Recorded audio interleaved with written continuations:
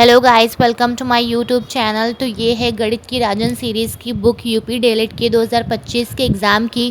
तो ये marathon class है, मैं इसमें 1 से लेकर के 30 तक की आपको सारे प्रश्न हल करके बताऊंगी। तो आप लोग वीडियो के एंड तक ज़रूर बने रहें। और चलिए शुरू करते हैं अपना पहला प्रश्न। एक बगीचे की लंबाई 115 मीटर है तथा चौड़ाई 45 मीटर है, तो बगीचे के को चारों ओर घेरने के लिए कितने मीटर तार की आवश्यकता होगी। ये क्वेश्चन हमारा बहुत बार रिपीट हो चुका है, तो आप इसको बहुत अच्छे से देखिए और इसको अच्छे तरीके से समझिए। ठीक है, तो हम लोग नेक्स्ट पेज पे चलते हैं। तो आप इसको ऐसे समझिए, आप सपोज़ करिए कि ये है हम लोग का बगीचा। ठीक है, इसकी जो लंबाई है, ठीक, ये है 115 मीटर, और जो इसकी चौड़ाई है, ये जो चौड़ाई होती है ये है 45, ये है हमारी 45। तो इसका जो फॉर्मूला होता है वो होता है 2 गुणे L+B, यानी कि लंबाई प्लस चौड़ाई। मैं इसको हिंदी में लिख देती हूँ, लंबाई प्लस चौड़ाई।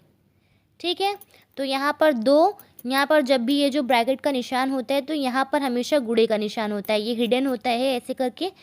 तो उसके बाद फिर यहाँ पर दिया हुआ है, लंबाई दी हुई है 115 और चौड़ाई दी हुई है 45। ठीक है, तो इसको जब ऐड करेंगे हम लोग तो आएगा हम लोग का 2 गुणे, ये हम लोग का हो जाएगा 160।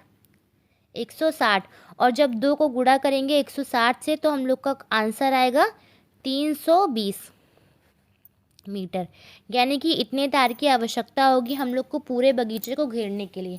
ठीक है, तो आप लोग ये जो फॉर्मूला है इसको याद कर लीजिएगा, 2 गुणे लंबाई प्लस चौड़ाई। ये देखिए यहाँ पे जो लिखा हुआ है 2 गुणे लंबाई प्लस चौड़ाई। ऐसे ही करके एक जो आयत होता है उसका जो चारों ओर की माप होती है उसको ऐसे ही निकालते हैं। अब हम लोग पढ़ते हैं प्रश्न नंबर 2 की तरफ।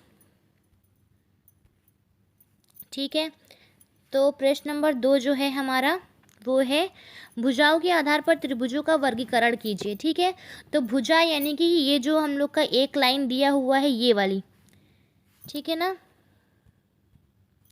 यहाँ पर जो ये एक लाइन दी होती है ना इसको बोलते हैं भुजा। ये देखिए, ये है एक सिंगल भुजा, ये है भुजा। तो इसमें लिखा हुआ है कि भुजाओं के आधार पर त्रिभुजों का वर्गीकरण कीजिए। ये प्रश्न भी 2024 में आ चुका है, बहुत ही आसान क्वेश्चन है, तो आप लोग एक भी इसमें स्किप मत कीजिएगा। तो मैं आपको बताती हूँ कि समबाहु का मतलब क्या होता है। समबाहु का मतलब ये होता है कि जिसकी सारी भुजाएं जो होती हैं वो समान होती हैं। ठीक है, यहाँ पर जो ए बी है वो भी बराबर है बी सी के, और जो बी सी है वो भी बराबर है सी ए के। यहाँ की मतलब ये हुआ कि इसकी जो तीनों भुजाएं हैं वो एक समान है। ठीक है, इसमें कोई भी डिफरेंस नहीं है, इनकी तीनों भुजा एक समान है। समद्विबाहु त्रिभुज जो होता है उससे हम लोग ऐसे समझते हैं कि इसमें जो 2 भुजा रहती है वो तो एक समान रहती है, लेकिन जो एक भुजा रहेगी वो असमान है। यानी कि ए बी तो बराबर है बी सी के, यानी कि जो ए बी है वो बराबर है बी सी के, लेकिन बी सी सी ए के बराबर नहीं।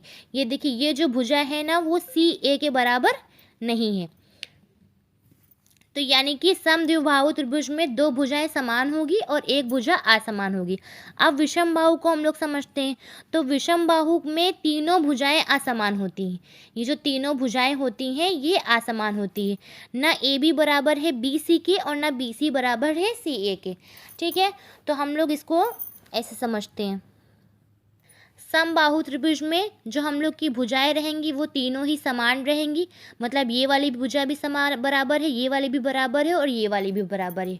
ये हो गया हम लोग का समबाहु, ये हो गया हम लोग का समबाहु। ठीक है, समद्विबाहु त्रिभुज में जो 2 भुजाएं रहती हैं, ये देखिए यहाँ पर ये 2 भुजाएं समान रहेंगी, मतलब कि ये वाली जो है ये इससे बराबर रहेगी, लेकिन ये जो नीचे वाली है एक असमान रहती है, तो इसको बोलते हैं समद्विबाहु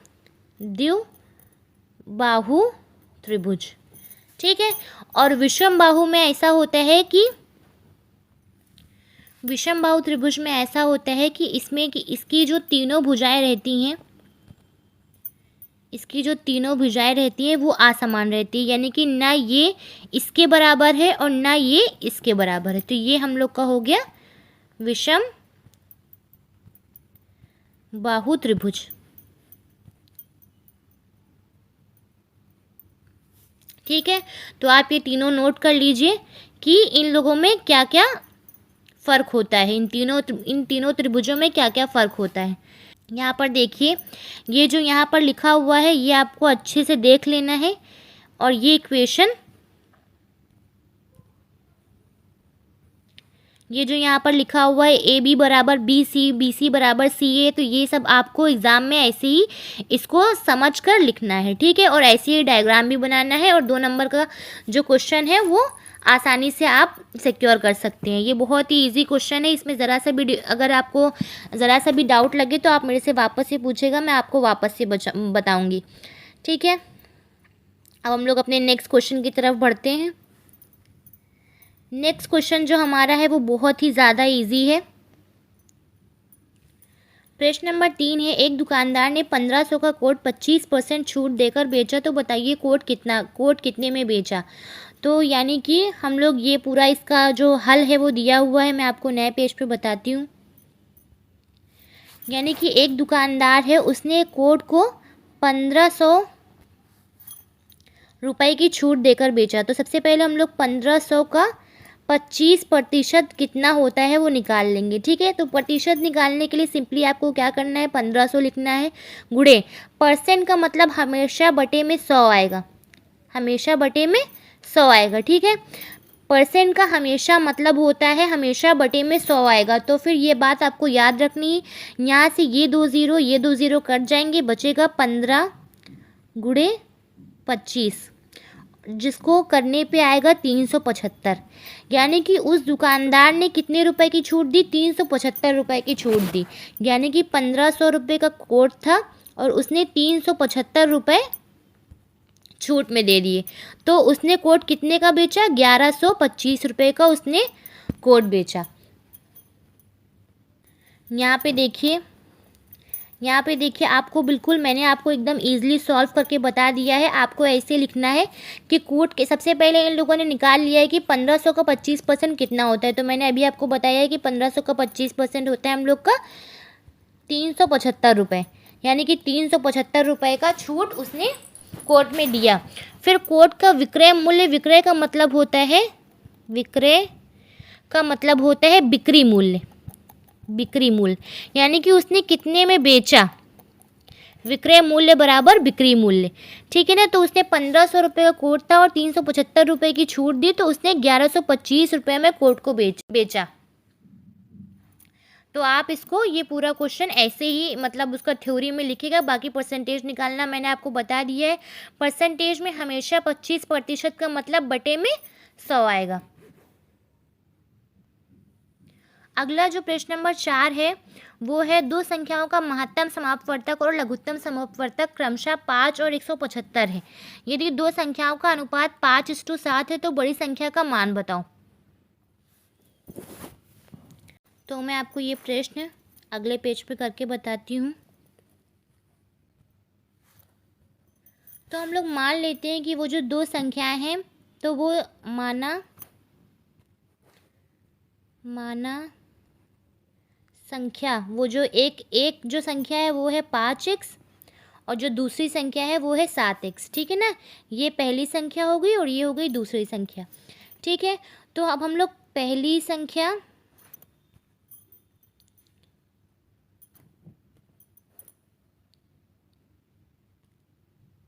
संख्या गुणे दूसरी संख्या बराबर महत्तम समापवर्तक यानी कि HCF, इसको इंग्लिश में HCF महत्तम समापवर्तक को बोलते हैं और लघुत्तम को बोलते हैं LCM। ठीक, तो पहली संख्या है हम लोग की 5x और दूसरी संख्या है हम लोग की 7x। बराबर कर लेंगे, HCF दिया हुआ था इसमें 5 और LCM दिया हुआ था 175। ठीक है, अब हम लोग इसको x² कर लेंगे और ये जैसा है वैसे ही इसको उतार लेंगे। 5 गुणे 175 बटे में कर लेंगे 5 गुणे 7। ठीक है, इसको ऐसे ही लिखते हैं। तो अब हम लोग इसको हल कर लेंगे। 5 से 5 कट जाएगा और 7 एक कम होता है 7, 7 दूनी 14, और सतों पंजे 35 होता है, यानी कि एक्स स्क्वायर बराबर 25। ठीक, तो x बराबर हम लोग का आ जाएगा 5, क्योंकि 25 होता है। ठीक है, तो अब हम लोग बड़ी संख्या निकालेंगे कि बड़ी संख्या उसमें से कौन थी। 5:7 दिया हुआ था, तो इन दोनों में जानते हैं कि 7 बड़ी संख्या है। तो अब इसको हम लोगों ने माना, संख्या हम लोगों ने माना था कि वो जो संख्या है वो 7x है। तो अब 7 में हम लोग को मालूम चल गया है कि ये हो गया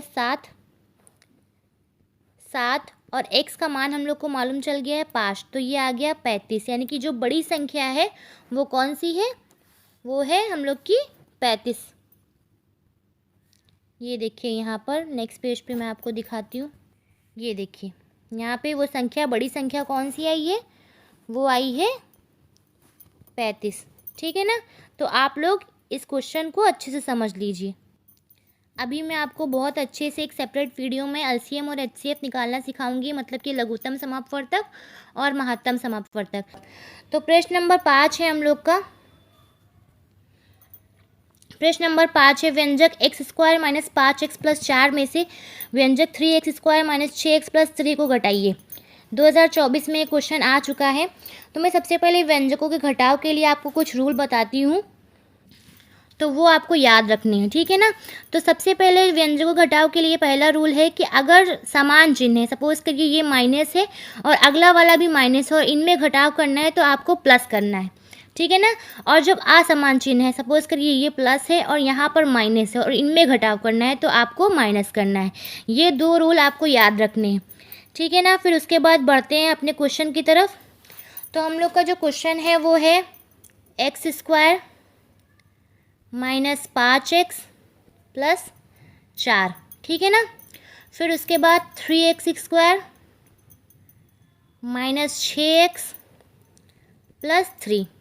ठीक, तो अब हम लोग इसको हल करेंगे। तो सबसे पहले जो व्यंजकों के घटाव में रूल होता है वो ये होता है कि हम लोग को इसमें इसका घटाव करना है। तो यहाँ पर जो नीचे के जितने भी चिन्ह हैं वो बदल जाएंगे।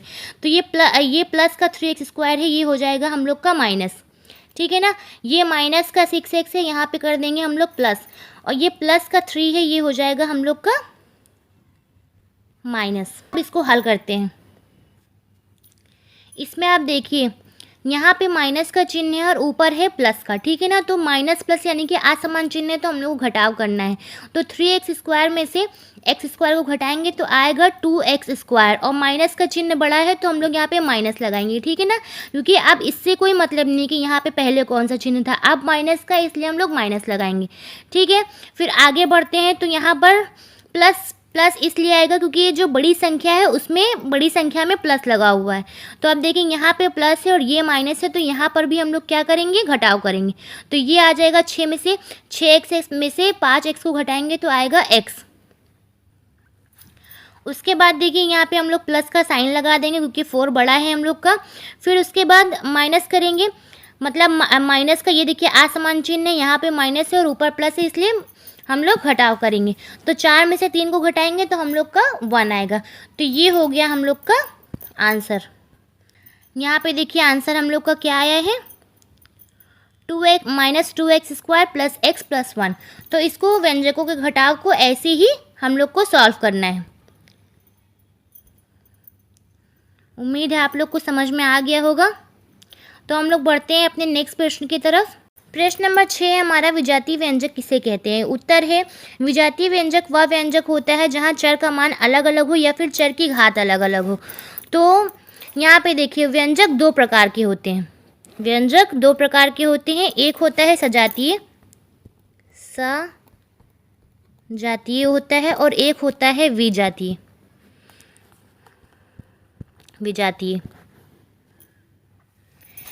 मैं आपको नेक्स्ट पेज पे समझाती हूँ। सबसे पहले सजातीय किसको कहते हैं। तो सजातीय के लिए आप समझिए कि ये एक समीकरण है, 2xy - 3x + 5xy - 4। ठीक है ना, अब ये देखिए xy इसमें भी है और xy इसमें भी है, तो ये जो बीजीय गुणनखंड है, बीजीय गुणनखंड, ये समान होते हैं सजातीय व्यंजक में। वहीं पर आप देखिए जो संख्यात्मक गुणनखंड है वो असमान होंगे। मतलब इसमें देखिए 2 नंबर है और इसमें 5 नंबर है। तो जो संख्यात्मक गुणनखंड होता है, संख्यात्मक गुणनखंड होता है वो असमान होगा किसी भी समीकरण में, जो अगर वो सजातीय व्यंजक है तो, ठीक है ना। तो ये असमान होगा, असमान, और बीजीय गुणनखंड समान होंगे, तो इसको बोलते हैं हम लोग सजातीय व्यंजक। अब हम लोग बात करते हैं विजातीय की, विजातीय व्यंजक की बात करते हैं। तो मैं आपको एक समीकरण की हेल्प से समझाती हूँ। तो यहाँ पे देखिए 5xyz minus 9x² minus 7/2x²yz, ठीक है ना। तो आप देखिए इसमें इसके जो बीजीय गुणनखंड है वो बिल्कुल असमान है। देखिए इसमें xyz है, इसमें x² है और इसमें x² है। तो विजातीय व्यंजक वो व्यंजक होते हैं जिनके बीजीय गुणनखंड असमान होते हैं। बीजीय गुणनखंड असमान होते हैं, यानी कि अलग अलग होते हैं। आप देखिए बीजीय गुणनखंड का मतलब क्या हुआ, यहाँ पे xyz हो गया, यहाँ पे देखिए x² है और यहाँ पे x²yz है। तो यहाँ पे देखिए ये तीनों असमान है, तो इसको बोलते हैं विजातीय व्यंजक, ठीक है ना। तो यहाँ पे देखिए भी वही बात लिखी हुई है, या तो चर का मान अलग अलग हो या फिर चर की घात अलग अलग हो, उसको बोलते हैं विजातीय व्यंजक। चर कौन कौन से होते हैं? चर का मतलब सिंपली यहाँ पर x, ये देखिए x हो गया, y हो गया, z हो गया, ये सब चर होते हैं, ठीक है ना। या तो फिर इनकी घात अलग अलग हो या फिर इनके मान अलग अलग हो, उनको बोलते हैं विजातीय व्यंजक। प्रश्न नंबर 7 है, अजय के घर से बाजार 11.5 किलोमीटर दूर है। इसी रास्ते पर उसका विद्यालय बाजार से 1.25 किलोमीटर दूर है। अजय के घर से विद्यालय की दूरी बताइए, ठीक है ना। तो यहाँ पे देखिए ये है अजय का घर, ठीक है ना, और यहाँ से बाजार है 11.5 किलोमीटर, यानी कि 11.5 किलोमीटर की दूरी पर। इसी रास्ते पर प्रश्न में कहा गया है कि अजय का विद्यालय है, ठीक है ना, 1.25 किलोमीटर की दूरी पर। तो हम लोग सिंपली क्या करेंगे, यहाँ पे देखिए हम लोग सिंपली 11.5 किलोमीटर में से 1.25 किलोमीटर को घटा देंगे और फिर उसके बाद अजय के घर से विद्यालय की दूरी जो है वो हम लोग को पता चल जाएगी, ठीक है ना। तो अजय के घर से विद्यालय की दूरी कितनी आएगी? 10.25 किलोमीटर। अब हम लोग अपने नेक्स्ट क्वेश्चन की तरफ बढ़ते हैं, प्रश्न नंबर 8 की तरफ। प्रश्न नंबर 8 है हमारा x, यानी कि ये पूरा समीकरण दिया हुआ और इसको सरल करना है, ठीक है। तो अब हम लोग इसको नेक्स्ट पेज पे उतार लेते, तो अब हम लोग इसको सरल कर लेते हैं। यहाँ पे गुणा करने पर x और y में आएगा xy माइनस का निशान जाएगा और फिर आएगा xz, फिर प्लस का निशान आएगा, फिर y को z से गुणा करेंगे तो आएगा yz, फिर माइनस लगाएंगे और y को फिर x से करेंगे तो आएगा हम लोग का yx, फिर प्लस का निशान लगाएंगे, यहाँ पे z को गुणा करेंगे x से तो zx हो जाएगा, और फिर उसके बाद z को गुणा करेंगे y से तो हो जाएगा zy। यहाँ पे माइनस का निशान लगाया और लिखा zy, ठीक है ना। अब हम लोग इनको सरल कर लेते हैं। तो ये देखिए यहाँ पे प्लस का xy दिया हुआ है और यहाँ पर माइनस का yx दिया हुआ है, तो ये कट जाएगा। अगर आगे पीछे ये yx या xy ऐसे करके लिखा हुआ है तो इससे कोई फ़र्क नहीं पड़ता, ये कट जाएगा। और फिर उसके बाद लिखा हुआ है माइनस का xz है और प्लस का zx है, तो ये कट जाएगा विपरीत चिन्ह वाले, ठीक है। फिर प्लस का yz है और माइनस का zy है, तो ये भी कट जाएगा। तो हम लोग का आंसर आएगा 0, ठीक है। बस इसको ऐसे ही हल करना है।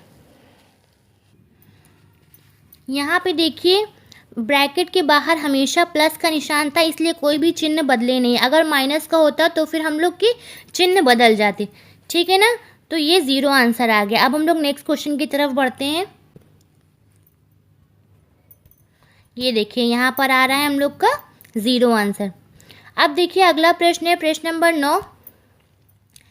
एक साइकिल 1800 रुपये में बेचने पर 10% की हानि हुई।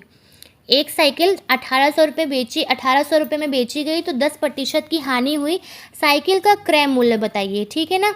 तो क्रय मूल्य का मतलब होता है, क्रय मूल्य का मतलब होता है खरीद मूल्य, यानी कि कितने की खरीदी गई, यानी कि कितने की खरीदी गई मतलब। तो सिंपली इसमें क्या करना है, इसमें हमेशा ऐसे प्रश्नों में याद रखिए कि अगर लाभ होता है या फिर हानि होती है। अगर लाभ होएगा तो हम लोग 100 में प्लस करेंगे लाभ को, 100 में प्लस करेंगे लाभ को, और अगर हानि होगी तो हम लोग 100 में से माइनस करेंगे हानि को, ठीक है ना। तो हम लोग की यहाँ पर प्रश्न में 10% की हानि हुई, तो हम लोग 100 में से माइनस कर देंगे 10 को, जिसका आंसर आएगा हम लोग का 90, ठीक है ना। यानी कि उसको अपनी चीज़ का केवल 90% मिला। उसने चीज़ तो खरीदी थी पूरे 100% की, मतलब कि 100% की उसकी चीज़ थी, लेकिन जब उसने बेचा तो 90% पे बेचा, यानी कि 10% का उसने घाटा उठाया। तो उसने साइकिल बेची 1800 रुपये की। कितने की बेची? 1800 रुपये की, 1800 रुपये की बेची। हमेशा प्रतिशत 100 होता है, ठीक है ना। उसने 90% पर अपनी साइकिल बेची, मतलब मैंने बोला ना यहाँ पे हानि हो रही है, इसलिए हम लोग 100 में से माइनस करेंगे, ठीक है। तो अब हम लोग क्या करेंगे, ये ज़ीरो काट लिया, 9 एकम 9, 9 दूनी 18, ठीक है ना। तो ये हो जाएगा, बचेगा 200 इंटू 10, और आ जाएगा हम लोग का आंसर 2000। यानी कि क्रय मूल्य क्या था, क्रय मूल्य, यानी कि उसने साइकिल खरीदी थी 2000 की, लेकिन बेची 1800 रुपये में, तो उसको कितने का नुकसान हुआ, 200 रुपये का, यानी कि 10% का उसको नुकसान हुआ। तो क्रय मूल्य निकालने का सिंपली यही फॉर्मूला होता है जो मैंने अभी आपको बताया है, कि अगर लाभ होता है तो आपको 100 में प्लस करना है, अगर हानि होगी तो आपको 100 में माइनस करना है, ठीक है ना। ये देखिए, इसका जो क्रय मूल्य था साइकिल का वो आ चुका है, 1800 रुपये की उसने बेची, जबकि उसने खरीदी थी 2000 की, तो 200 का उसने नुकसान उठाया, ठीक है ना।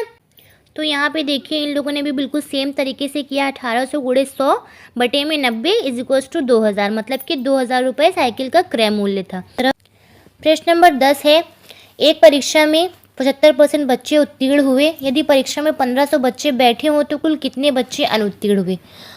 प्रश्न में हम लोग से कह रहे हैं कि यदि क्लास है और इसमें 1500 बच्चे हैं, तो जो 1500 का 75% था, यानी कि 75% था, उतने बच्चे पास हो गए और बाकी के बच्चे फेल हो गए, तो कितने बच्चे अनुत्तीर्ण हुए, यानी कितने फेल हो गए। तो आइए हम लोग नेक्स्ट पेज पे इस क्वेश्चन को करते हैं। तो सबसे पहले हम लोग 1500 का 75% निकालेंगे, 1500 का 75%, तो 1500 गुणे 75% लगा हुआ है तो बटे में 100 लगा लेंगे, ये दो ज़ीरो कट जाएंगे, 15 गुणे 75 कर लेंगे, आंसर आएगा हम लोग का 1125, 1125, यानी कि इतने बच्चे उत्तीर्ण हुए, इतने बच्चे पास हुए। 75%, कितने बच्चे अनुत्तीर्ण हुए, तो क्लास में हमारे बच्चे थे 1500, जिसमें से 1125 बच्चे पास हो गए, ठीक है ना। अभी हम लोगों ने निकाला तो कितने माइनस करेंगे, तो 375 बच्चे यहाँ पे फेल हो गए, अनुत्तीर्ण हो गए, ठीक है ना। यहाँ पर देखिए लिखा हुआ है अनुत्तीर्ण बच्चों की संख्या कितनी है, 375, और पास कितने हुए, 1500 बच्चों में उत्तीर्ण बच्चे हैं 1125। तो ये हो गया हम लोग का प्रश्न नंबर 10 परसेंटेज का। तो प्रश्न नंबर 12 है, 7.2 सेंटीमीटर व्यास का एक वृत्त खींचिए तथा इसकी त्रिज्या भी ज्ञात कीजिए, ठीक है ना। तो सबसे पहले इस डायग्राम को हम लोग समझेंगे, तो आप समझिए। तो ये जो है, ये पॉइंट O, ये है हम लोग का वृत्त का केंद्र बिंदु, ठीक है। फिर उसके बाद ये जो देख रहे हैं आप A और B, ये जो रेखा है AB और ये जो रेखा है C और D, ये हो गई हम लोग का वृत्त का व्यास, क्योंकि देखिए AB बराबर CD। व्यास किसको बोलते हैं, व्यास हम लोग बोलते हैं उस रेखा को जो बराबर वृत्त को दो बराबर भागों में बांटते हैं। तो आप जैसा कि देख सकते हैं कि ये जो पूरा वृत्त है इसको AB CD, ए बी बराबर है सी डी के, यानी कि ये वृत्त को दो बराबर भागों में बांट रही है और इसको ही व्यास बोलते हैं, ठीक। तो इसमें हम लोग से बोला गया है कि 7.2 सेंटीमीटर व्यास का, ठीक है ना, व्यास का एक वृत्त खींचना है। ठीक, तो 7.2 सेंटीमीटर व्यास का एक वृत्त खींचने पैसे के लिए हम लोग को सबसे पहले मालूम होना चाहिए कि वृत्त की त्रिज्या क्या है। ठीक है ना, और वृत्त की त्रिज्या का फॉर्मूला होता है व्यास बटे 2। ठीक है ना, तो व्यास इसमें हम लोग का दिया हुआ है क्वेश्चन में 7.2 और नीचे में लगाएंगे बटे में 2, तो इसको काट लेंगे, 2 एक कम 2, फिर उसके बाद 2 3 6 हो गया और ये पॉइंट लगाया और 2 छंग 12। ठीक, तो ये हम लोग का त्रिज्या बराबर आया 3.6।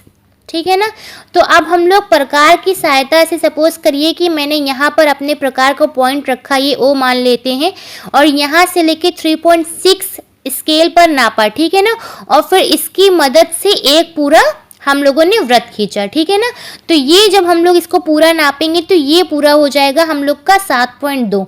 ठीक है ना, तो इस तरीके से हम लोग का 7.2 का एक वृत्त खींच गया। ठीक है ना, तो अब हम लोग देखते हैं कि प्रश्न में क्या कह रहा है। आप यहाँ पे देख सकते हैं, यहाँ पे इन लोगों ने यहाँ पर देखिए 3.6 का एक त्रिज्या लेके प्रकार की सहायता से एक वृत्त खींचा है और उससे जो व्यास बनता है वो पूरा 7.2 का बनता है। ठीक है ना, तो अब हम लोग आगे देखते हैं।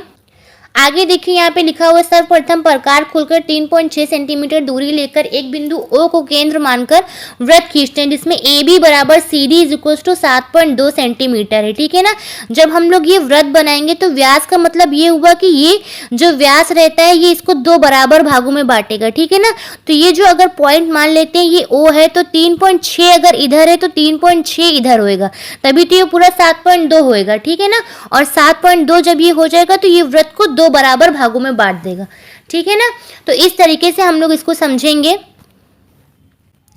देखिए यहाँ पे फॉर्मूला लिखा हुआ है त्रिज्या बराबर व्यास बटे 2, तो 7.2 का व्यास था और हम लोगों ने बटे में 2 लगाया, 3.6 सेंटीमीटर का हम लोगों ने एक पूरा वृत्त खींच लिया। ठीक है ना, तो अब हम लोग समझते हैं इसमें कुछ चीज़ें और हैं। यहाँ पे देखिए, ठीक है ना, ये देखिए जो व्यास रहता है, तो व्यास मैंने जैसे कि आपको बताया कि एक वृत्त को 2 बराबर भागों में बांटता है, तो ये हो गया हम लोग का व्यास। ठीक है ना, और ये हो गया केंद्र बिंदु O। ठीक, और ये हो गई हम लोग की त्रिज्या। ठीक है ना, इसको हम लोग मान लेते हैं, इसको हम लोग C नाम देते हैं। ठीक है ना, इसको हम लोग C मान लेते हैं, ये हो गई हम लोग की त्रिज्या। ठीक, तो इसमें अब हम लोग परिधि किसको बोलते हैं, तो परिधि किसको बोलते हैं, परिधि जो वृत्त के चारों ओर लंबाई होती है उसको बोलते हैं परिधि। ठीक है ना, तो इसमें मैंने आपको सारे कॉन्सेप्ट बता दिया है कि क्या कैसे किसको क्या बोलते हैं। ठीक है ना, इसके अलावा आप लोग को मालूम होना चाहिए कि ये हो गया हम लोग का त्रिभुज। ठीक है ना, ये हो गया हम लोग का वृत्त, और ये जिसकी चारों भुजाएं बराबर होती हैं ये होता है वर्ग। फिर ये हो गया हम लोग का आयत जिसकी 2 भुजाएं बराबर होती हैं। ठीक, तो ये सब चीज़ें कुछ बेसिक कॉन्सेप्ट हैं जो आपको मालूम होना चाहिए। फिर हम लोग बढ़ते हैं अपने नेक्स्ट प्रश्न की तरफ। प्रश्न नंबर 13 है, समीकरण 3x - 5 बराबर x + 3 को हल कीजिए। ठीक है ना, तो सिंपली इसमें कुछ नहीं करना है, आप इसमें देख सकते हैं। सबसे पहले ये हम लोग उतार लेंगे, 3x - 5 बराबर x + 3। ठीक है ना, यहीं पे मैं आपको हल करके बता देती हूँ। ठीक, 3x यहाँ पे था तो इसके समान जाति वाले को हम लोग इधर ले आएंगे। ठीक है ना, ये जो प्लस का x है, ठीक है ना, इसको इधर लेके आएंगे तो ये हो जाएगा हम लोग का माइनस का x, बराबर का चिन्ह लगाएंगे फिर उसके बाद, और फिर जो संख्या वाले वो है ये 3 ऐसे ही सेम उतार लेंगे, प्लस का 3, ये माइनस का 5 जब इधर आएगा तो ये हो जाएगा हम लोग का प्लस का 5। ठीक है ना, जब भी हम लोग जगह बदलते हैं तो चिन्ह बदल जाते हैं। ठीक, अब 3x में से अगर माइनस करेंगे x को तो हम लोग का आएगा 2x। ठीक, बराबर का निशान लगाएंगे, यहाँ पे आ जाएगा 8। ठीक, x बराबर हम लोग का हो जाएगा 8/2। ठीक है ना, तो 2 एक कम 2 और 2 चौको 8, तो आएगा हम लोग का x बराबर 4। ठीक, तो ये हो गया हम लोग का समीकरण हल। बस इसको ऐसे ही, बहुत ज़्यादा आसान क्वेश्चन था, इसको ऐसे ही सिंपली हल करना है। आप लोग इसको नोट डाउन कर लीजिए। प्रश्न नंबर 11 है, संख्याओं से संबंधित याद रखने योग्य तथ्य बताइए। तो हम लोग के गणित में बहुत सारी संख्याएं होती हैं जिनको समझना हमारे लिए बहुत ज़रूरी है, जैसे कि प्राकृतिक संख्याएं, विषम संख्याएं, सम संख्याएं, आभाज्य संख्याएं और भाज्य संख्या। ऐसे ही करके बहुत सारी और भी संख्याएं होती हैं, लेकिन अभी ये पाँचों के बारे में हम लोग ये वीडियो में जानेंगे। ठीक है ना, तो सबसे पहली हमारी संख्या है प्राकृतिक संख्या। तो प्राकृतिक संख्या किसे कहते हैं? जिन संख्याओं से गणना की जाती है उन्हें प्राकृतिक संख्या कहा जाता है, जैसे 1, 2, 3 और ऐसे ही करके इनफाइनाइट तक की, मतलब 4, 5, 6, 7, 8 और अनंत तक की। ठीक है ना, वो सारी संख्याएं जिनसे हम गणना करते हैं, यानी कि गिनती करते हैं, जैसे जोड़ हो गया, घटाव हो गया, गुणा हो गया, भाग हो गया। तो ऐसे जो सारी संख्याएं रहती हैं उन्हें क्या बोलते हैं? प्राकृतिक संख्या। इनको नेचुरल नंबर्स भी बोलते हैं। ठीक है ना, तो ऐसी संख्याओं को हम लोग क्या बोलते हैं? प्राकृतिक संख्या। फिर उसके बाद 2 नंबर पर है, जिन संख्याओं में 2 का भाग नहीं जाता उन्हें विषम संख्या कहते हैं, जैसे 1, 3, 5, 7 हो गया। ठीक है ना, फिर 9 हो गया, 11 हो गया, 13 हो गया। ठीक, तो ये सारी संख्या कौन कौन सी, और ऐसे ऐसे करके पूरा इनफाइनाइट यानी कि अनंत तक की।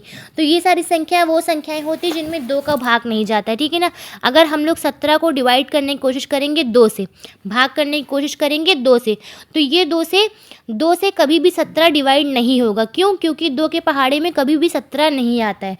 तो ऐसी सभी संख्याएं जिनमें 2 का भाग नहीं जाता उन्हें विषम संख्या कहते हैं। 3 नंबर देखिए, जिन संख्याओं में 2 का भाग जाता है उन्हें सम संख्या कहते हैं। ठीक है ना, विषम का बिल्कुल उल्टा सम संख्या होता है। विषम में क्या होता है कि उनमें उन संख्याओं में 2 का भाग नहीं जाता है, लेकिन सम संख्याओं में 2 का भाग चला जाता है, जैसे 2 हो गया, 4 हो गया, 6 हो गया, 8 हो गया। ठीक है ना, 10 हो गया, 12 हो गया, 14 हो गया। तो आप लोग अगर इनमें से किसी भी नंबर्स को काट के देखेंगे, जैसे 14 को अगर हम लोग भाग करें 2 से, तो 2 एक कम 2, 2 सत्ती 14। ठीक है ना, तो ये आसानी से कट गया। तो ऐसी संख्याओं को हम लोग क्या बोलते हैं? सम संख्या। और ये भी अनंत तक की होती है। ठीक है ना, इनफाइनाइट तक की होती है।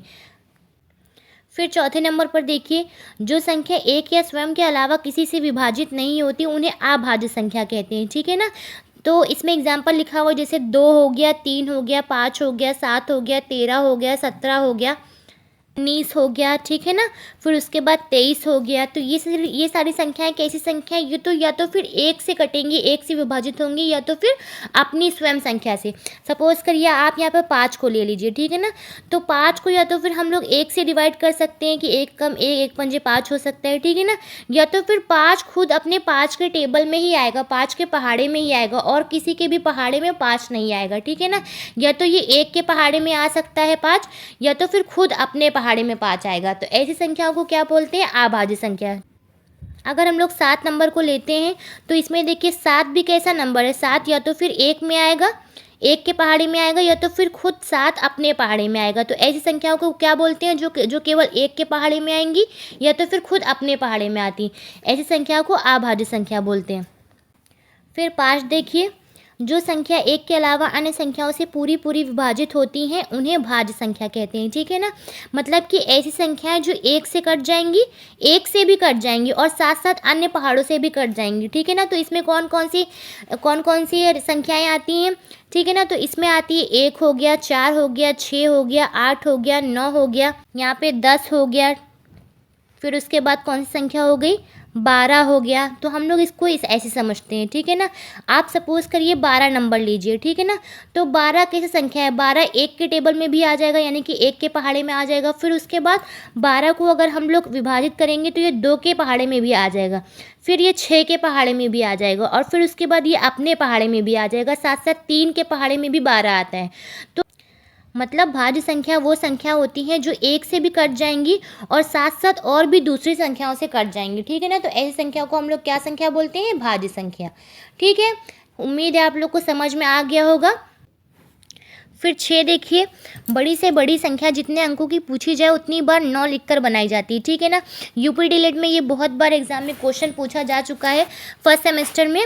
तो अगर आपसे पूछा जाए कि 4 अंकों की बड़ी से बड़ी संख्या लिखिए, तो आपको क्या लिखना है? सिर्फ और सिर्फ आपको ये करना है कि 9 को 4 बार लिख देना है। ठीक है ना, इसे ही अगर आपसे पूछा जाए कि 5 अंकों की सबसे बड़ी से बड़ी संख्या लिखिए, ठीक है ना, तो आपको सिर्फ और सिर्फ 5 बार 9 को लिख देना है। तो ऐसे करके आपका आंसर 2 नंबर आप आसानी से सिक्योर कर सकते हैं। ठीक है ना, फिर 7 नंबर पॉइंट देखिए।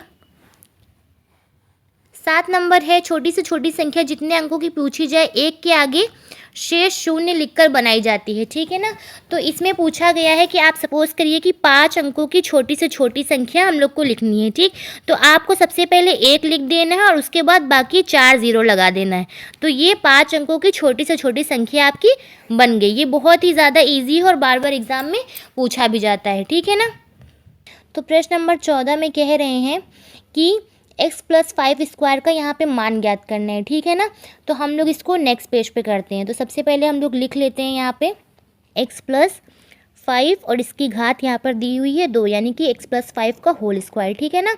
यहाँ पे देखिए इसकी जो घात 2 का मतलब ये हुआ कि हम लोग x+5 करके 2 बार लिखेंगे, ठीक है ना। ये x है, ठीक। फिर उसके बाद हम लोग क्या करेंगे, सबसे पहले हम लोग गुणा करेंगे इसमें x और x में, ठीक है ना। फिर उसके बाद 5 को गुणा करेंगे x में, ठीक। तो हम लोग सबसे पहले कर लेते हैं यहाँ पे, जब x को x से गुणा करेंगे तो हम लोग का आएगा x², ठीक। प्लस का निशान लगाएंगे। फिर जब 5 को x से हम लोग गुणा करेंगे तो हम लोग का आएगा 5x, ठीक। मैं इसको अच्छे से इसलिए बता रही हूँ क्योंकि बच्चे यहाँ पे बहुत ज़्यादा कंफ्यूज होते हैं, ठीक है ना। अब हम लोग क्या करेंगे, ये जो 5 दिया हुआ है इसको सबसे पहले x से गुणा करेंगे, ठीक। तो यहाँ पे हो जाएगा हम लोग का 5x, ठीक। और फिर उसके बाद 5 को 5 से गुणा करेंगे तो यहाँ पे हो जाएगा हम लोग का 25, 25, ठीक। तो ये हो गया। उसके बाद आगे बढ़ते हैं। तो ये देखिए जब ये हम लोग का x² ऐसा ही रहेगा, ठीक है ना। ये x² हम लोग ने ऐसे करके उतार लिया, प्लस का निशान लगाया। ये 5 और ये 5x जोड़ने पे हम लोग का आ जाएगा 10x, ठीक। और प्लस में हो जाएगा हम लोग का 25, ठीक। तो यही है हम लोग का आंसर, ये है हम लोग का आंसर, ठीक है। तो इसको इस तरीके से हम लोग को हल करना है। अब प्रश्न नंबर 15 है, टेलीविज़न के विभिन्न ब्रांडों को क्रय करने वाले ग्राहकों की संख्या निम्नवत है, ठीक है ना। टेलीविज़न के बहुत सारे ब्रांड हैं, यहाँ पे दिया हुआ है नाम ABCDE, ठीक है ना। 5 ब्रांड है टोटल, ठीक। और ग्राहकों की यहाँ पे संख्या नीचे दी हुई है कि 40 ग्राहकों ने A ब्रांड को खरीदा, 20 ग्राहकों ने B ब्रांड को खरीदा, 15 ग्राहकों ने C ब्रांड को खरीदा। तो ऐसे ऐसे करके 100 ग्राहक हैं टोटल, ठीक है ना। जब आप ये सारे ग्राहकों को जोड़ेंगे तो यहाँ पे आपका आएगा 100, यानी कि 100 टोटल ग्राहक हैं, ठीक है ना। तो इसका हम लोग को बनाना है पाई ग्राफ, ठीक है। पाई ग्राफ बहुत सारे तरीक़ों से बनता है। आप इसको ऐसे सर्कल शेप में भी बना सकते हैं या फिर टेबल शेप में भी बना सकते हैं, ठीक है ना। इसमें टेबल शेप में दिया हुआ है इस वाली बुक में, तो हम लोग टेबल शेप में सीखेंगे, ठीक है ना। तो यहाँ पे देखिए इन लोगों ने 4 कॉलम बनाया है। सबसे पहले बनाया है ब्रांड का, ठीक है। फिर उसके बाद बनाया हुआ ग्राहकों की संख्या, ठीक है ना। ये कस्टमर्स की संख्या है। ये इन लोगों ने एक करे कॉलम बनाया हुआ है परसेंटेज का, क्योंकि परसेंटेज मालूम होगा तो उसी हिसाब से हम लोग टेबल को बनाएंगे, ठीक है ना। तो देखिए पूरी टेबल इन लोगों ने बनाई हुई है। फिर उसके बाद इन लोगों ने अंतरित कोण भी बनाया है, ठीक है ना, कि कौन सा ग्राहक कितने डिग्री का कोण मतलब बना रहा है, ठीक है ना। तो यहाँ पे देखिए ABCDE करके 5 ब्रांडों का नाम लिखा हुआ है। यहाँ पे ये देखिए ग्राहकों की संख्या लिखी हुई है। इन लोगों ने निकाला है एक ग्राहक का परसेंटेज, यानी कितने परसेंटेज में कौन से ब्रांड को किस ग्राहक ने खरीदा। तो यहाँ पे देखिए इन लोगों ने सबसे पहले यहाँ पे निकाला है कि 40 ग्राहकों ने कितने परसेंटेज पूरे ब्रांड के खरीदे, ठीक है ना। यानी कि अगर 100 ग्राहक थे और ब्रांड थे हम लोग के 5, तो कितने परसेंटेज मतलब 100 का कितना परसेंटेज 40 ग्राहकों ने खरीदा, ठीक है ना। तो यहाँ पे देखिए परसेंटेज निकालना बहुत ही आसान है। हम लोग पहले भी सीख चुके हैं ये चीज़ कि परसेंटेज कैसे निकालते हैं। तो 40 थी हम लोग की ग्राहकों की संख्या, ठीक है ना। फिर उसके बाद बटे में 100 पूरे ग्राहक थे, ठीक है ना। हम लोग ऐसे ही निकालते हैं परसेंटेज जब निकालना होता है, और गुणे में कर दिया है 100, यानी कि प्रतिशत का 100। तो ये 100 कट जाएगा, आएगा हम लोग का 40%, ठीक है ना। 40% ग्राहकों ने A ब्रांड को खरीदा, ठीक। ऐसे ही हम लोग B, C, D और E को निकाल लेंगे, ठीक है ना। ये मैं आपको B का भी करके बताती हूँ। यहाँ पे देखिए B में ग्राहकों की संख्या थी 20, ठीक है ना। टोटल ग्राहकों की संख्या थी 100, इसको गुणा कर देंगे 100 से, तो 100 कट जाएगा यहाँ पे और आएगा 20%, ठीक। तो इस तरीके से हम लोग ग्राहकों का प्रतिशत निकाल लेंगे पाई ग्राफ बनाने के लिए, ठीक है ना। अब हम लोग यहाँ पे देखेंगे कि इन लोगों ने अंतरित कोण को कैसे निकाला है, ठीक है ना। 144 डिग्री, 72 डिग्री, 54 डिग्री और ये 36 डिग्री किस तरीके से आया, ठीक है ना। तो मैं इसके लिए आपको बताती हूँ कि इन लोगों ने कैसे। सबसे पहले हम लोग A ब्रांड का अंतरित कोण निकालेंगे। तो यहाँ पे देखिए 40 लोगों ने A ब्रांड को ख़रीदा था। टोटल नंबर ऑफ ग्राहक थे, मतलब 100 ग्राहक थे, इंटू करेंगे हम लोग 360 से, ठीक है ना। क्योंकि 360 जो होता है वो पूरा एक कोण होता है, ठीक है ना। 360 डिग्री का एक पूरा कोण बनता है, ठीक है ना। तो ये देखिए इसको हम लोग काट लेंगे, तो ये हम लोग का चला जाएगा। अगर हम लोग काटेंगे तो ये 0 ये हटा दीजिए, ठीक। फिर उसके बाद हम लोग इसको 2 से काटते हैं, 2, और ये कट जाएगा 20 से, 5 एकम 5, 5 चौको 20, ठीक। तो यहाँ पे जब हम लोग 4 को गुणा करेंगे 36 से तो हम लोग का आएगा 144 डिग्री। तो इस तरीके से इन लोगों ने कोण को निकाला है। तो आप लोग इसको नोट डाउन कर लीजिए।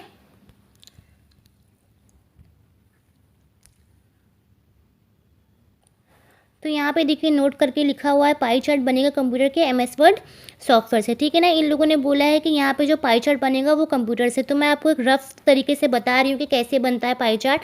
बाकी ये टेबल वाइज भी आप बना सकते हैं, ये क्योंकि इस किताब में ऐसे ही दिया हुआ है तो ये बिल्कुल सही है, ठीक है ना। मैं आपको सिर्फ बता रही हूँ कि यहाँ ऐसे करके पाई चार्ट बनता है, ठीक है।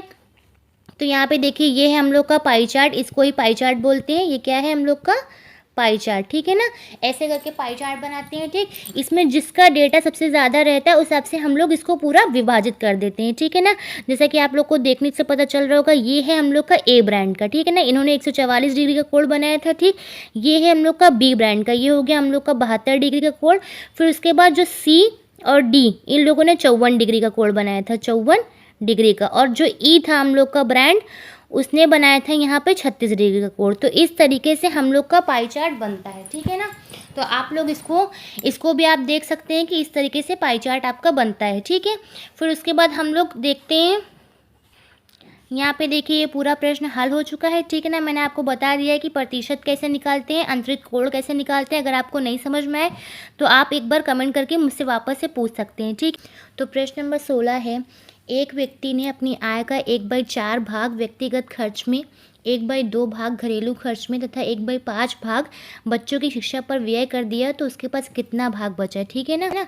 उन्होंने बोला है कि जो 1/4 पार्ट है वो जो व्यक्ति हैं वो खर्च कर देते हैं अपने व्यक्तिगत खर्च पे, मतलब अपने ऊपर खर्च कर देते हैं, ठीक है ना। फिर उसके बाद 1/2 भाग जो है वो घरेलू खर्च में, मतलब घर के खर्च में खर्चा कर देते हैं।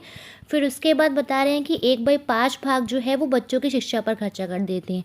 तो यहाँ पे क्वेश्चन में पूछ रहे हैं कि ये सब खर्चा करने के बाद इनकम उनके पास कितनी बची, ठीक है ना। तो हम लोग ये प्रश्न को नेक्स्ट पेज पे करते हैं, ठीक है ना। यहाँ पे हम मान लेते हैं कि माना कुल आय बराबर 1 रुपये, ठीक है ना। यहाँ पे इसलिए हम लोग को मानना पड़ेगा क्योंकि यहाँ पे जो हम लोग का क्वेश्चन है उसमें किसी भी तरीके का इनकम का जिक्र नहीं है, आय नहीं दी हुई, ठीक है ना। तो हम लोग ये मान लेंगे, ठीक। तो अब हम लोग निकालेंगे शेष बची हुई आय, जो कि हम लोग से प्रश्न में पूछा गया है, शेष बची आय। यहाँ पे सिंपली क्या करेंगे, 1 में से तो माइनस करेंगे ना, क्योंकि हम लोगों ने टोटल इनकम 1 को माना है, ठीक है ना। तो यहाँ पे 1 में से माइनस कर देंगे कितना पार्ट, 1/4 जो उसने खर्च किया अपने व्यक्तिगत खर्च पे, ठीक है ना। फिर उसके बाद उसने खर्च किया 1/2 जो उसने अपने घरेलू खर्च पे खर्च किया, ठीक, अपने इनकम का। और फिर उसके बाद 1/5 उसने इतना हिस्सा बच्चों की शिक्षा पर खर्च किया, ठीक है ना। तो अब हम लोग ये तीनों नंबर्स का लासा निकाल लेंगे। आप ऐसे समझिए, यहाँ पे मैं उतार लेती हूँ 1/4 प्लस 1/2 प्लस 1/5 और इसमें से 1 में से माइनस कर देंगे, ठीक है ना। तो यहाँ पे इसका लासा मैं इधर निकाल के बताती हूँ, 4 2 5 का लासा, ठीक है ना। तो 2 बार में जाएगा, सबसे छोटी संख्या से सबसे पहले करेंगे, तो 2 दूनी 4, 2 1 कम 2 और 5 ऐसा ही रहेगा, ठीक। फिर 2 से करेंगे, 2 1 कम 2 और ये 5 क्योंकि आता ही नहीं 2 के पहाड़े में, तो ये ऐसे ही रहेगा, ठीक है ना। फिर 5 से करेंगे हम लोग और 5 सॉरी यहाँ पे 1 ही लिख देंगे और फिर उसके बाद ये 1 उतार लिए और फिर 5 1 कम 5, ठीक है ना। तो ये हम लोग का लासा आ गया है 2 × 2 × 5, ठीक है ना। ये 2 दूनी 4 और 4 पंजे 20, ठीक है ना। यहाँ पे देखिए 20, अब यहाँ पे देखिए 20 आ गया हम लोग का लासा, ये तीनों संख्याओं का लासा आ गया हम लोग का 20, ठीक है ना। इन तीनों संख्याओं का जब हम लोगों ने लासा निकाला तो हम लोग का आया 20, ठीक। अब ये हो गया इनकम, यानी कि इसमें से ही माइनस करेंगे क्योंकि जो टोटल इनकम होगी उसमें से ही माइनस करेंगे। तो 20 हो गया हम लोग का लासा। अब 4 का टेबल ऐसे, 4 का पहाड़ा ऐसे पढ़िए कि 20 आ जाए। तो 4 में 5 बार में 20 आता है और 5 को जब 1 से गुणा करेंगे तो हम लोग का आएगा 5 × 5, फिर इसको प्लस कर देंगे। अब 2 का टेबल ऐसे पढ़ना है कि 20 आ जाए, तो 2 दहम 20 होता है और फिर जब 10 को 1 से गुणा करेंगे तो हम लोग का आएगा 10 ही, ठीक है ना। फिर उसके बाद प्लस कर देंगे। फिर 5 का टेबल ऐसे, 5 का पहाड़ा ऐसे पढ़ेंगे कि 20 आ जाए। तो 5 में 4 बार में 20 आएगा, तो 5 चौको 20 आ जाएगा। और जब 4 को 1 में गुणा करेंगे तो 4 ही रहेगा, ठीक है ना। इस तरीके से लासा निकालते हैं। तो ये हमारे आ गया है। फिर उसके बाद आगे बढ़ते हैं। 1 माइनस ये हो गया 19, जोड़ने पे बटे में आ जाएगा 20, ठीक है ना। 19/20 आ गया। तो ये हम लोग का 1 माइनस 19/20 आ गया, ठीक। तो इसको इस तरीके के भिन्न को कैसे सॉल्व करते हैं, तो हम लोग को सिंपली क्या करना है, इसको सबसे पहले इससे गुणा करना है। तो 20 एकम 20 होता है, और फिर जो भी 20 एकम 20 आएगा तो 20 में से ये संख्या को माइनस कर देंगे, ठीक है ना। तो 20 में से जब 19 को माइनस करेंगे तो एक आंसर आएगा, और बटे कर देंगे, और नीचे जो संख्या होती है उसी को उतार लेते हैं। तो 1/20 उसकी शेष बची हुई आय है। शेष बची आय क्या है, 1/20। ये हम लोग का हो गया आंसर। अब देखते हैं इन लोगों ने प्रश्न में कैसे किया है। यहाँ पे देखिए, इन लोगों ने भी माना कुल आय 1 रुपया मान लिया, और फिर उसके बाद इन सबको करने के बाद 1/20 आंसर आया है, ठीक है ना। तो इस तरीके से हम लोग इस प्रश्न को हल करेंगे। तो प्रश्न नंबर 18 है, एक समबाहु त्रिभुज का परिमाप 12 सेंटीमीटर, इसका क्षेत्रफल ज्ञात कीजिए, ठीक है ना। मैंने आपको वृत्त का परिमाप बताया था कि क्या होता है, ठीक है ना। ये जो पूरा इसके किनारे किनारे ये जो लाइन होती है उसको बोलते हैं परिमाप, ठीक है ना।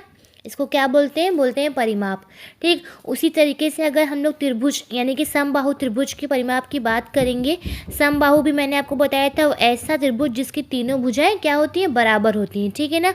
तो जब हम इसके परिमाप की बात करेंगे, यानी कि हम लोग इसकी तीनों भुजाओं की माप की बात कर रहे हैं, ठीक है ना। इसके किनारे जो तीनों भुजाएं हैं उसकी माप की बात कर रहे हैं, ठीक है ना। तो समबाहु त्रिभुज का परिमाप का फॉर्मूला होता है, ये देखिए यहाँ पर लिखा हुआ है, समबाहु त्रिभुज का परिमाप बराबर 3 गुणे भुजाएं। यानी कि देखिए, एक जब त्रिभुज है, ठीक है ना, तो उसकी 3 भुजाएं, ठीक है ना। तो जब हम परिमाप की बात करेंगे तो इन तीनों भुजाओं को ऐड करेंगे। तो जब हम 3 गुणे सारी भुजा जितने भी सेंटीमीटर की है उसको उससे गुणा कर देंगे तो हम लोग का आ जाएगा क्या, परिमाप, ठीक है ना। ये मैं आपको थ्योरी एकदम अच्छे तरीके से बता रही हूँ, आप लोग इसको ध्यान में रखिएगा। तो देखिए, जो हम लोग का प्रश्न है उसमें बताया गया है कि हम लोग का जो समबाहु त्रिभुज का परिमाप है उसकी जो माप पूरी दी हुई है वो 12 सेंटीमीटर, यानी कि इन तीनों भुजाओं की जो माप है वो 12 सेंटीमीटर है, ठीक है ना। तो हम लोग को सबसे पहले एक भुजा की माप पता करनी होगी कि एक भुजा कितने सेंटीमीटर की है। तो उसके लिए फॉर्मूला होता है भुजा बराबर परिमाप बटे 3, ठीक है ना। तो परिमाप हमारा प्रश्न में दिया हुआ है 12, इसको बटे कर लेंगे 3 से, 3 एकम 3, 3 छक 12, ठीक है ना। तो हम लोग का कितना आ जाएगा, 4 सेंटीमीटर एक भुजा की वो आ जाएगी। तो हम लोग को पता चल गया कि एक जो सिंगल भुजा यानी कि ये 4 है, ये 4 सेंटीमीटर की है, ये 4 सेंटीमीटर की है, और ये 4 सेंटीमीटर की है।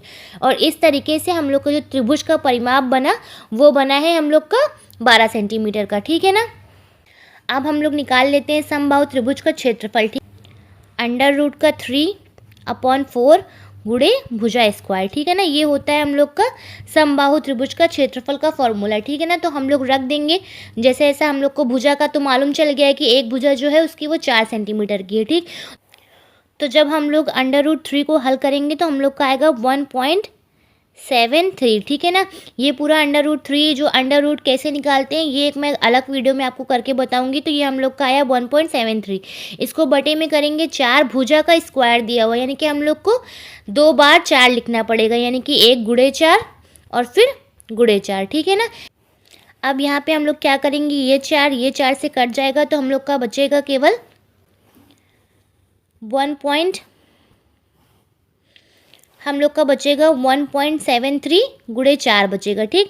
और जब हम लोग इसको हल करेंगे तो हम लोग का आएगा 6.92 सेंटीमीटर स्क्वायर, ठीक है ना। ये देखिए हम लोग का यहाँ पे आंसर दिया हुआ है, ठीक है ना। तो इस तरीके से इस प्रश्न को हल करेंगे। अब तो प्रश्न नंबर 17 है, यहाँ पे एक इक्वेशन दी हुई है और इसको सरल करना है, ठीक है ना। तो सबसे पहले हम लोग इसको नेक्स्ट पेज पे लिख लेते हैं।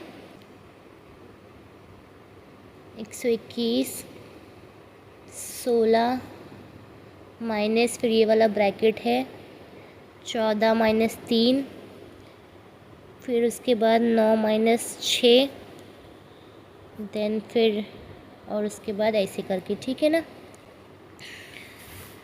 तो जो ब्रैकेट को सॉल्व करने का सीक्वेंस होता है वो होता है ये, ठीक है ना। सबसे पहले हम लोग ये वाले ब्रैकेट को सॉल्व करते हैं, फिर उसके बाद हम लोग करते हैं ये वाले ब्रैकेट को सॉल्व, ठीक, और फिर उसके बाद लास्ट में ये वाले ब्रैकेट को सॉल्व करते हैं। तो आप लोग इसको ध्यान में रखिएगा कि हम लोग 1 बाय 1 इस तरीके से ब्रैकेट्स को सॉल्व करते हैं, ठीक है।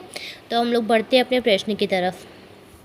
तो सबसे पहले हम लोग ऐसे इसको लिख लेते हैं। तो 121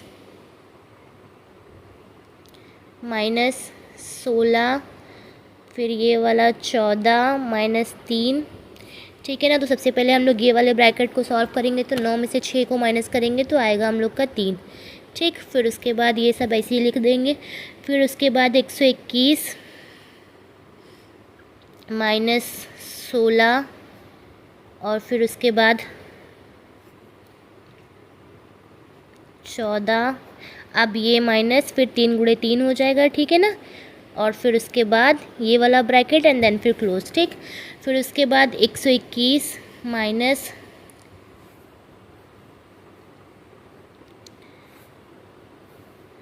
16 माइनस, फिर उसके बाद यहाँ पे 14 दिया हुआ है, 3 को करेंगे 3 से तो हम लोग का आएगा 9, ठीक है ना। तो ये वाला देखिए हम लोग का एक ब्रैकेट सॉल्व हो गया है। अब हम लोग ये वाले ब्रैकेट को सॉल्व करेंगे। तो अब हम लोग लिखेंगे 121, ठीक है ना, फिर माइनस का निशान लगाएंगे, फिर 16, और फिर जब 14 में से हम लोग माइनस करेंगे 9 को तो हम लोग का आएगा 5, सॉरी ये वाला ब्रैकेट है अब बचेगा, ठीक है ना, ये आएगा 5, ठीक। तो अब हम लोग जब 121 में से लास्ट में ये वाले ब्रैकेट को सॉल्व करेंगे तो 16 में से माइनस करेंगे 5 तो आएगा 11, और लास्ट में हम लोग का आंसर आ जाएगा 110, ठीक है ना। तो इस तरीके से इस क्वेश्चन को हल करेंगे, ठीक है। इस वाले प्रश्न में हम लोग को ये बात याद रखनी है कि इस तरीके से ब्रैकेट्स को सॉल्व करते हैं कि सबसे पहले ये वाला ब्रैकेट सॉल्व करते हैं, फिर उसके बाद ये वाला ब्रैकेट सॉल्व करते हैं, और फिर उसके बाद ये वाला ब्रैकेट सॉल्व करते हैं, ठीक है। तो 110 यहाँ पे आंसर आ जाएगा, ठीक।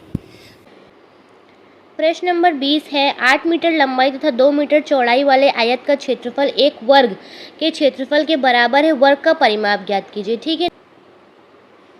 मैं आपको परिमाप बता चुकी हूँ। अगर हम लोग फॉर एग्जांपल बात करें कि जो सर्कल होता है यानी कि जो वृत्त होता है उसके परिमाप की बात करें तो ये जो किनारे किनारे ये जो स्पेस होता है, मतलब ये जो किनारे किनारे लाइन होती है इसको बोलते हैं परिमाप, ठीक है ना, परिमाप। तो सेम जो रहता है वो हम लोग वर्ग और आयत में भी समझते हैं, ठीक है ना। तो देखिए ये वर्ग हो गया, ठीक है ना। तो वर्ग के किनारे किनारे ये जो चारों भुजाओं की लंबाई होगी इसको बोलते हैं हम लोग परिमाप, ठीक है ना। ऐसे ही सेम मैनर में अगर हम लोग आयत की बात करें तो ये भी सेम ही रहता है परिमाप, ठीक है ना। इसके किनारे किनारे जो भी लाइंस रहेंगी उनका जो माप होगा उसको बोलेंगे परिमाप, ठीक है ना। तो इस तरीके से हम लोग परिमाप को समझते हैं, चाहे वो वर्ग का हो, चाहे वो वृत्त का हो, चाहे वो आयत का हो, ठीक है ना। अब हम लोग अपने क्वेश्चन पे आते हैं। क्वेश्चन में बोल रहा है कि 8 मीटर लंबाई तथा 2 मीटर चौड़ाई वाले आयत का क्षेत्रफल, ठीक है ना। अब हम लोग एक आयत बना लेते हैं। यहाँ पर ये हो गया हम लोग का आयत, ठीक है ना। यहाँ पे 2 मीटर चौड़ाई दी हुई है, ये हो गया हम लोग का 2 मीटर चौड़ाई, ठीक है ना, और 8 मीटर यहाँ पे लंबाई दी हुई है, ठीक। तो यहाँ पे कह रहा है कि आयत का क्षेत्रफल 1 वर्ग के क्षेत्रफल के बराबर है, ठीक। तो अब हम लोग क्षेत्रफल की बात करते हैं कि क्षेत्रफल किसको बोलते हैं, ठीक है ना। इसके अंदर जो स्पेस है ना उसकी माप को बोलेंगे हम लोग क्षेत्रफल, ठीक है। तो क्वेश्चन में बोल रहे हैं कि जो इसका क्षेत्रफल है वो वर्ग के क्षेत्रफल के बराबर है, यानी कि इसके अंदर जो स्पेस है और इसके अंदर जो स्पेस है वो दोनों बराबर है, ठीक है ना। तो इस तरीके से ये इन्फॉर्मेशन हम लोग को क्वेश्चन में दी हुई है और इसके बेसिस पे हम लोग को वर्ग का परिमाप निकालना है, ठीक है। तो आप यहाँ पे देखिए, यहाँ पे लिखा हुआ है आयत का क्षेत्रफल बराबर होता है लंबाई गुणे चौड़ाई, ठीक है ना। जो हम लोग आयत का क्षेत्रफल निकालते हैं यानी कि इसके अंदर जो स्पेस है उसकी माप कितनी होगी, यानी कि उसका क्षेत्रफल कितना होगा, तो ये होता है लंबाई गुणे चौड़ाई। तो 8 मीटर लंबाई दी हुई थी और 2 मीटर चौड़ाई दी हुई थी, ठीक है ना। इसको हम लोग गुणा कर लेंगे तो आएगा हम लोग का 16 मीटर स्क्वायर, ठीक। अब हम लोग आगे बढ़ते हैं।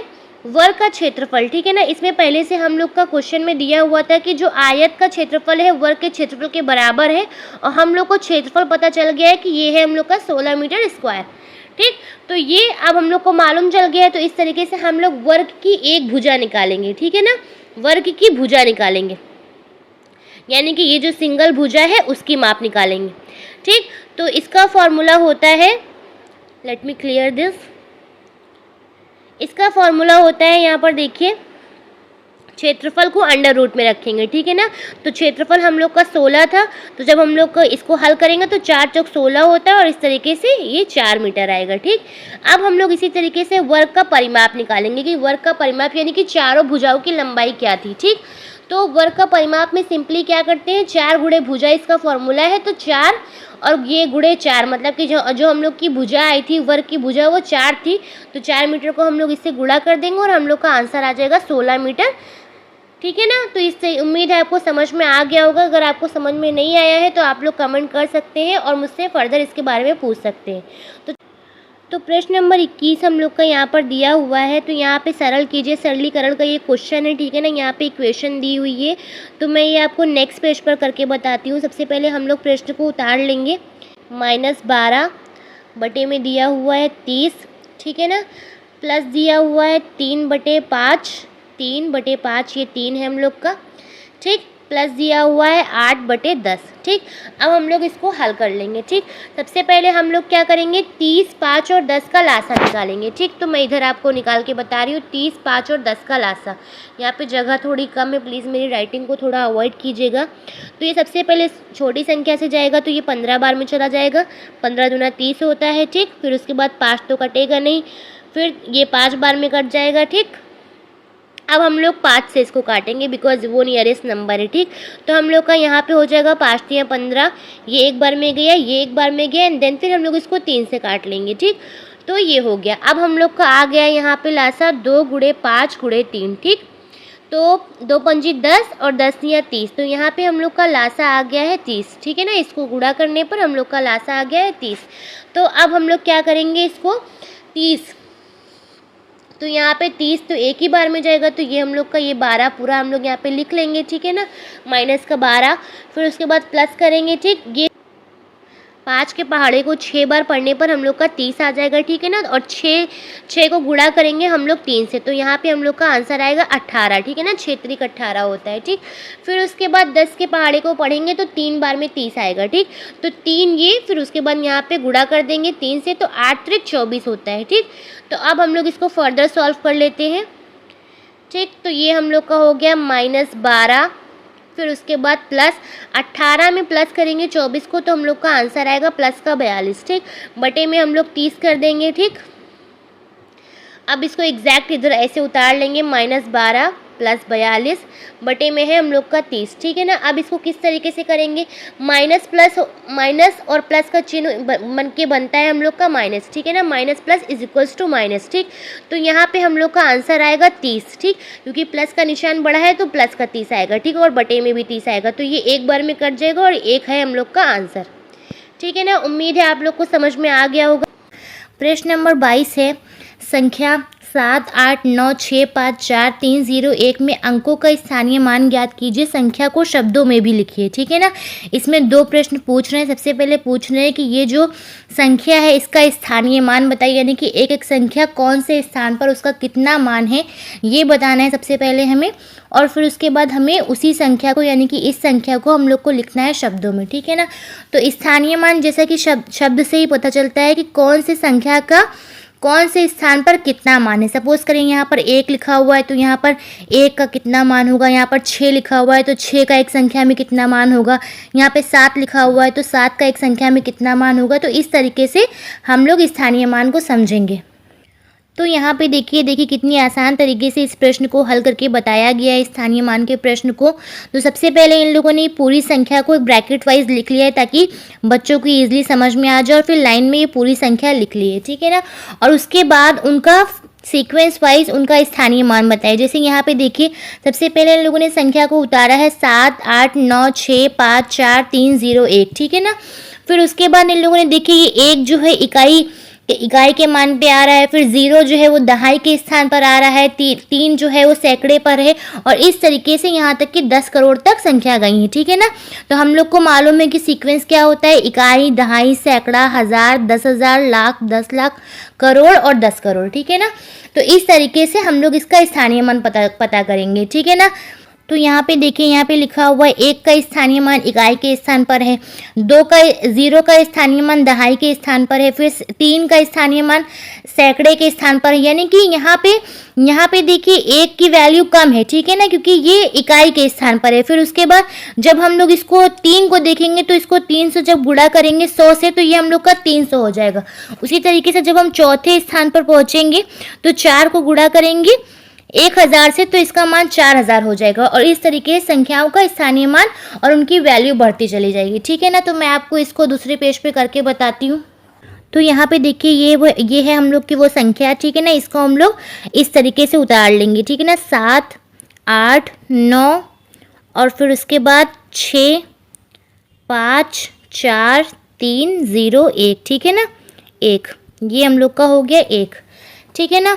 तो ये अब हम लोग समझते हैं, ठीक है ना। इधर से शुरू करते हैं। तो ये हम लोग का हो गया, ये हम लोग का आ गया यहाँ पे इकाई के स्थान पर, ठीक है ना। ये हम लोग का आ गया दहाई के स्थान पर, ये सैकड़े के स्थान पर आ गया, ये 1000 के स्थान पर आ गया, ठीक है ना। ये 10,000 के स्थान पर आ गया, ये लाख के स्थान पर आ गया, ठीक है ना। ये 10 लाख के स्थान पर आ गया, ये करोड़ के स्थान पर आ गया, और ये हम लोग का हो गया 10 करोड़, ठीक है ना। तो यहाँ पे देखिए कि हम लोग स्थानीय मान किस तरीके से निकालते हैं। तो सबसे पहले देखिए यहाँ पर एक संख्या है इकाई के स्थान पर, तो हम लोग 1 को जब 1 से गुणा करेंगे तो हम लोग का आंसर आएगा 1, ठीक है ना। तो इस तरीके से ये 1 ही इसका मान रहेगा, ठीक है ना। फिर उसके बाद जब दहाई के स्थान पर जाएंगे तो यहाँ पे 0 है, फिर उसके बाद इसको 10 से गुणा करेंगे, लेकिन ये इतनी 0 ही संख्या रहेगी। फिर जब सैकड़े की जगह पे जाएंगे तो इसको 100 से गुणा करेंगे, तो ये संख्या हो जाएगी हम लोग की 300, ठीक है ना। 3 गुणे 100 करेंगे तो हम लोग की 300 हो जाएगी। फिर जब 1000 के स्थान पे जाएंगे तो हम लोग गुणा करेंगे 1000 से, और इस तरीके से जब 4 को गुणा करेंगे 1000 से तो हम लोग का आएगा 4000। उसी तरीके से हम लोग फिर उसके बाद करेंगे 10,000 से गुणा, ठीक है ना। उम्मीद है आप लोग को समझ में आ रहा होगा। तो इस तरीके से ये हो जाएगा हम लोग का 50,000। फिर हम लोग जब लाख की तरफ बढ़ेंगे तो यहाँ पर 1 लाख से गुणा करेंगे, मतलब क्रमशः 0 बढ़ते चले जाएंगे, ठीक है ना। तो इस तरीके से हम लोग स्थानीय मान निकालते हैं। तो अगर हम लोग को इसको शब्दों में लिखना है तो सिंपली 78,96,54,301 आंसर आ जाएगा, ठीक है ना। तो सिंपली हम लोग को स्थानीय मान में करना क्या पड़ता है कि हम लोग को ये हम लोग का इकाई के स्थान पर 1 से गुणा किया, फिर दहाई के स्थान पर 10 से गुणा किया, फिर उसके बाद 100 से गुणा किया, फिर 1000 से गुणा किया, फिर उसके बाद 10,000 से गुणा किया, ठीक है ना। फिर उसके बाद 1 लाख से गुणा किया, और उसी तरीके से हम लोग क्या क्रमशः बढ़ता चला जाता है। और उसी तरीके से हम लोग संख्याओं का मान निकालते हैं, ठीक है ना। अगर हम लोग इसके ऊपर 1 रख दे, 2 रख दे, 3 रख दे, 4 रख दे, 5 रख दे, 6 रख दे, ठीक है ना। तो इसमें सबसे बड़ा स्थानीय मान किसका होगा, इसका होगा, ठीक है ना। ये वाली संख्या का सबसे ज़्यादा स्थानीय मान होगा, ठीक है ना। क्योंकि जब हम लोग 1 को गुणा करेंगे 1 लाख से तो हम लोग का आंसर आएगा 1 लाख, ठीक है ना। तो इस तरीके से हम लोग स्थानीय मान का पता करते हैं, ठीक है ना। तो ये पूरी संख्या क्या हो जाएगी, 1,23,456, ठीक है ना। और इस तरीके से अगर आपसे कोई भी चीज़ का स्थानीय मान पूछे कि 2 का स्थानीय मान क्या होगा या 4 का स्थानीय मान क्या होगा, या फिर इसमें से कौन सी संख्या का सबसे बड़ा स्थानीय मान है, देखिए यहाँ पे सबसे बड़ा 1 का है और सबसे छोटा 6 का है, ठीक है ना। So guys, thank you so much for watching this video. मैंने बहुत अच्छे से कोशिश की है कि सारे प्रश्न अच्छे से हल करके आपको बताऊं, और बहुत सारे प्रश्न इसमें हल करके आपको बताए भी हैं। तो अगर आपको ये वीडियो अच्छी लगे तो अपने दोस्तों के साथ शेयर करें, वीडियो को लाइक करें और मेरे चैनल को सब्सक्राइब करें। Thank you so much guys.